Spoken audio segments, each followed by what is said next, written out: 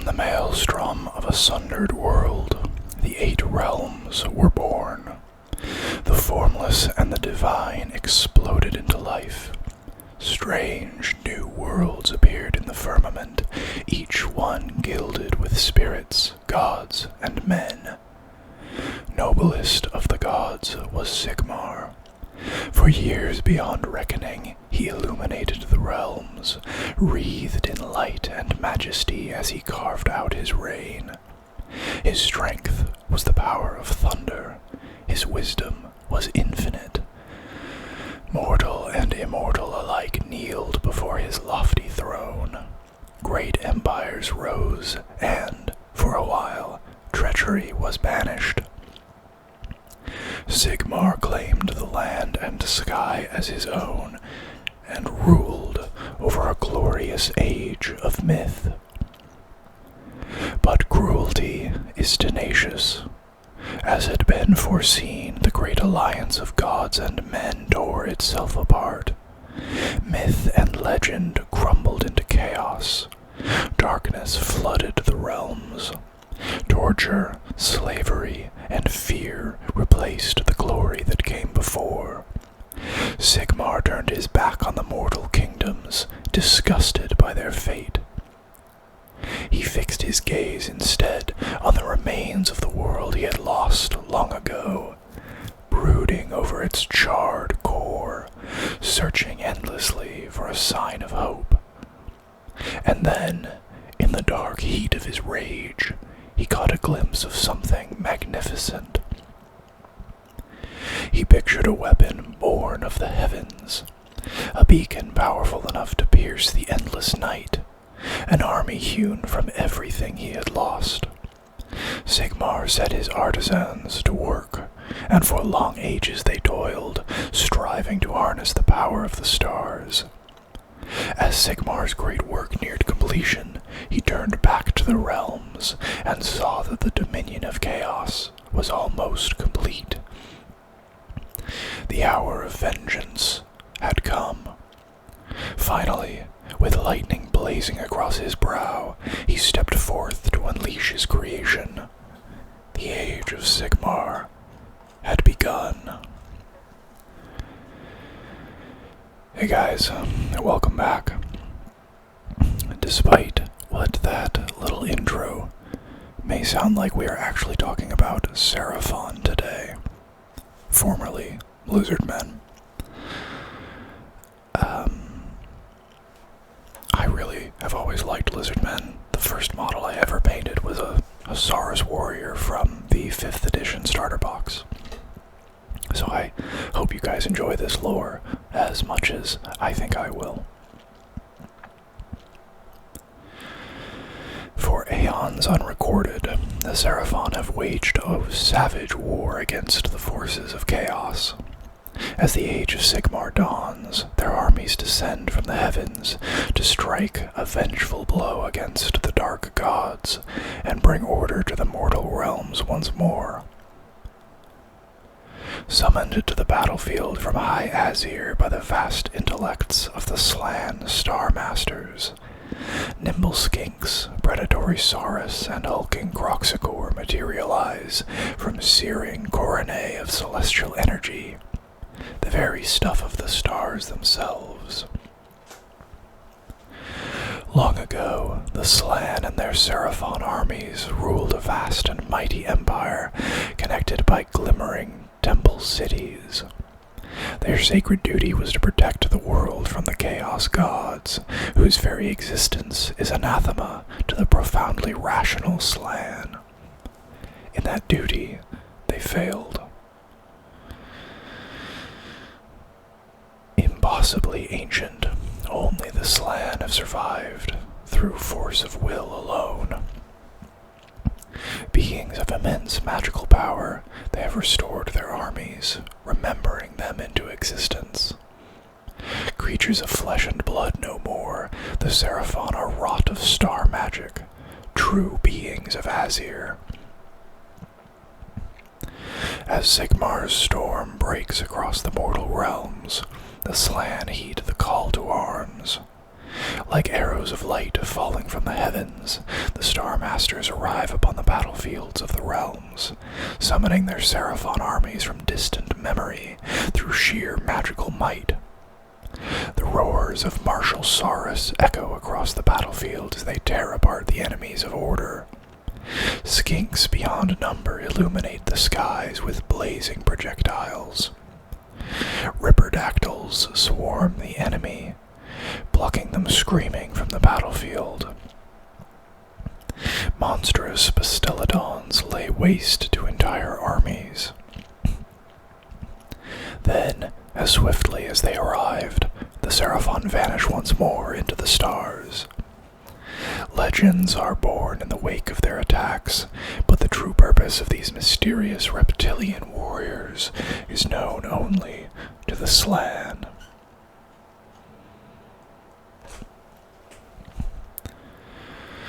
From high Azir the Seraphon hail, their realm hidden amongst the stars themselves, where no mortal may ever tread.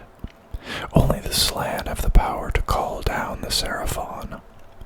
And by the will of these ancient seers are the Seraphon guided to war, taking magical form as they appear upon the battlefields of the mortal realms. At a command from the Slann, the Seraphon surge into battle.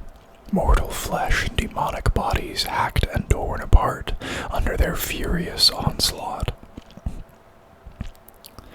With focused rage do the Seraphon vanquish the forces of chaos, and any that stand in the service of darkness, willingly or otherwise.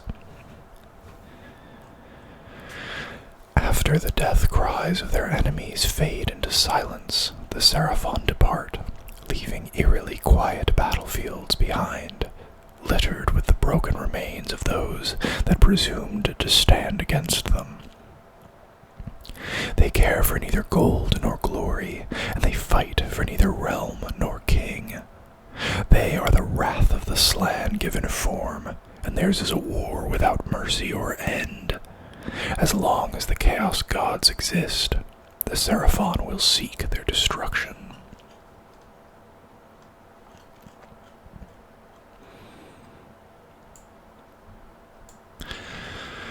Warriors of the Stars. Around tribal fire pits and in the ruins of great cities, stories are told of a race of saurian warriors that lives amongst the stars.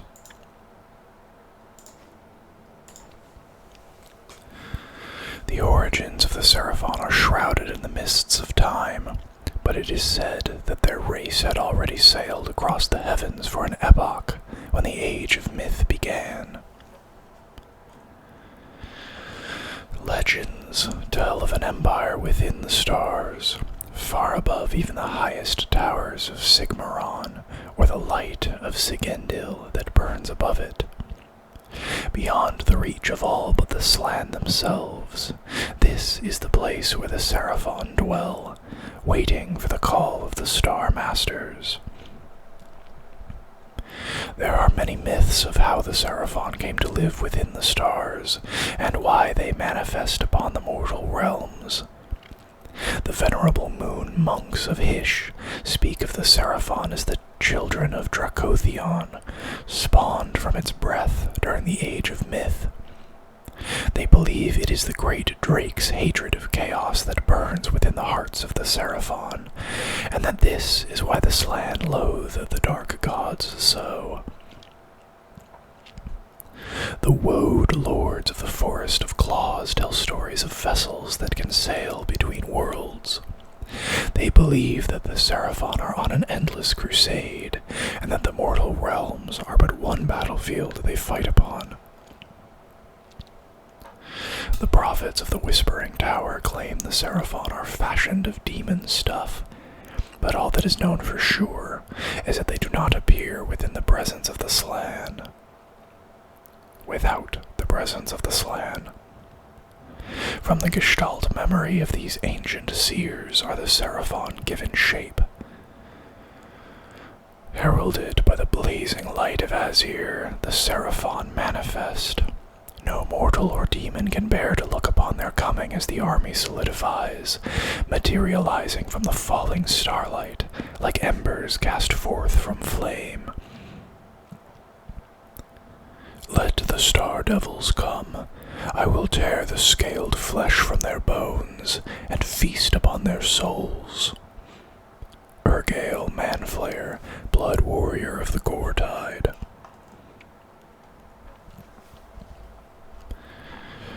Murglurk Runnelsore thrust his rusting blade into the tribesman's back, delighting in how the blood gushed, dark and putrid, from the wound.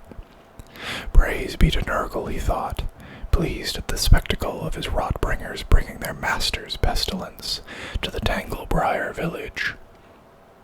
A grunt from one of his warriors drew Murglurk's attention, and the rotting muscles in his neck strained as he followed the warrior's outstretched tentacle to see the azure Giran sky. There, beyond the swaying branches of the tinder trees, the stars were moving. For long seconds, Murglurk's pus-addled mind tried to make sense of what he was seeing. Then, in a blaze of flame and light, a strange amphibian being materialized amid the Rotbringers. Scores of Nurgle warriors were incinerated in an instant, but hundreds more rushed forward to face the creature. Murglurk abandoned the last of the fleeing tribesmen, eager to see what manner of enemy dared interrupt his plague make. Like the birth of a new sun, the radiance from the creature grew stronger, and Murglurk let out a hissing curse as its light touched his rancid skin. His flesh steamed and burned as if touched by fire. Emerging from the glowing nimbus of light, reptilian warriors surged into the Rotbringers, and the air trembled to the sound of bestial hisses and roars. Murglurk bulled his way forward, eager for battle, until a hulking lizard thing reared up before him. With unnatural strength and speed, Murglurk drove his blade into the saurian warrior, but no blood spilled forth. Instead, only light shone from the wound. The creature lunged, its primitive club smashing into Murglurk's face. Pitching backwards, Murglurk collapsed to the ground, his necrotic flesh ruptured and bleeding. His final sight before the creature's razor teeth closed around his neck was of gigantic scaled beasts smashing their way through the Tanglebriar, as the last of the Rotbringers were savagely torn apart by raking talons and snapping jaws. Sorry, my voice got a little weird at the end there. Masters of Order. Amongst the greatest wizards in existence, the ancient Slann shape the very stars with their magic. These mighty beings would see the mortal realms remade into an empire of order and light, and the servants of the dark gods eradicated for all time. It is the purpose of the Slann Star Masters to bring about order and an era of perfect structure to the universe. Such an undertaking can be brought about in myriad ways, but there is one inescapable truth. The Chaos Gods seek to undo this plan. As the will of the Slann made manifest, it is little wonder that the Seraphon are the bitter enemies of chaos. Ever since the gaze of the dark gods fell upon the mortal realms, these celestial beings have fought them. Yet the Slann are few when compared to the teeming armies of darkness. Chaos has grown powerful during an age of blood, and the Seraphon must choose their battles wisely. But with the rising storm, the Seraphon now have allies to their cause. At last, there is a chance to turn back the tide. Swift and merciless is the Seraphon way of war, their resolution to banish chaos absolute. Through arcane might and primal savagery, their armies slay damned tyrants, cast down skull-studded fortresses, and seal corrupted realm gates, all in the name of preserving order. The true power of the Seraphon, however, lies not in their magic or strength of arms, but in the unfathomable plan that guides their every deed. The dark gods have learned little during the long age of war with the Seraphon, as they still bicker and fight amongst themselves. The Slann, however, have pondered long and carefully upon how best to destroy their foe. To the Slann, the mortal realms are a great game board upon which the armies of chaos will be fought and defeated. Placing each piece with precision, they are able to look many moves ahead of their enemy, engaging them in battle when and where they choose. Step by step, they manipulate fate to bring about the final defeat of chaos. Tears of the Star Dragon. Tales tell of how during the Age of Myth, the great drake Dracothion came to guide the Seraphon to the mortal realms. From across the gulf of eternity, Dracothion beheld the glittering vessels of the Seraphon as they drifted like motes of dust through the darkness. Overcome with curiosity for these strange alien objects, he sought them out. When the star drake drew closer, he sensed the minds of the Slann, and within their thoughts a heady mixture of loss and rage. Communing with the ancient seers, Dracothion had a vision of the death of the world that was. Weeping in anger, the great drake let out a piercing cry that echoed through the void. Drawn to this godly lament, the Slann turned the course of their vessels towards its source, following the blazing silver stars that were Dracothion's tears. Thus did the Seraphon reach the realm of Azir, and take their place within the heavens. Despite this unity of purpose, the Seraphon are also a divided race. Each Slann and the cohorts of warriors they summon is but a fragment of a long-dead civilization, and each has their own view of how the war for the mortal realms should be waged. The Slann will often endure millennia of solitude, only rarely connecting with their kin. In this time, each individual Slann pursues their own campaign against the servants of chaos, or those that would stand in the way of perfect order for the realms. When many Slann gather for war, it heralds a truly momentous battle. The stars themselves move into alignment, promising the destruction of empires. In such instances, the Seraphon are at their strongest, their celestial might almost unrivaled. Though the Slann seem to care nothing for the stories of mortals, the myth of the Seraphon spreads across the mortal realms with each battle.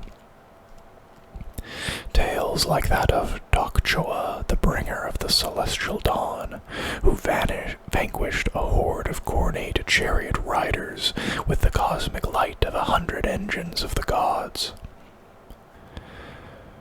Qualakal, the master of the 7 falling stars, who laid siege to the bubonic dreadhold of Skaramoth, and Krikori, the dreaming seer of the nightmare war, who slew the great demon Balagrex on the shores of the ever-burning sea. Mortal concerns of time or space hold little meaning for the Slann. Such is their power that they are able to bridge the vast distances between the stars and the realms in an instant. They appear at will, their warriors never more than a thought away. Wait for that plane to go away. No, that's a Seraphon starcraft of some kind. Unlike a mortal army, or even Sigmar's Stormcast Eternals, the Seraphon need not muster before great bastions, or stand in ranks awaiting the order to march. They are in a permanent state of battle readiness, materializing within the mortal realms at the first horns of battle blare, and then vanishing once more when the object of their wrath is utterly destroyed. The arrival of a Seraphon force can take many forms. Such is the power and scope of the magic the Slann used to summon them. Some ride down from the heavens upon falling stars, while others appear in beams of sunlight, striking down through dark, roiling clouds. Their arrival is invariably swift, and usually unexpected. As long as the Slann lives, fresh warriors can be called from Azir to tip the balance of battle. Those few who have fought against the Seraphon and survived speak of cohorts of troops suddenly appearing on their flanks, or great saurian beasts manifesting deep within their ranks at the merest gesture from the Slann master. The Seraphon strike at places of the darkest power, seeking them out for their connection to the dark gods, rather than for any tactical reason a mortal general might understand. Over centuries of war, countless sites where the followers of the dark gods have tainted the ground with their profane worship have felt the Seraphon's wrath. The pillars of nightmares hung with the gilded skulls of 1,000 offerings, the thrice-forged wheel of bones, crafted from the screaming corpses of the peoples of the Shadowloom Vale, or the blood gallows, formed from 1,000 beating hearts. All were terrifying monuments to the dark gods, cast into ruin by the Seraphon. Where once could be heard the frenzied exultations of chaos zealots, there is only the sound of the wind howling over fields of fang-scored bones. And that is where we are going to bring this video to a close. I hope you guys enjoyed it. If you did, please consider liking it and subscribing to the channel.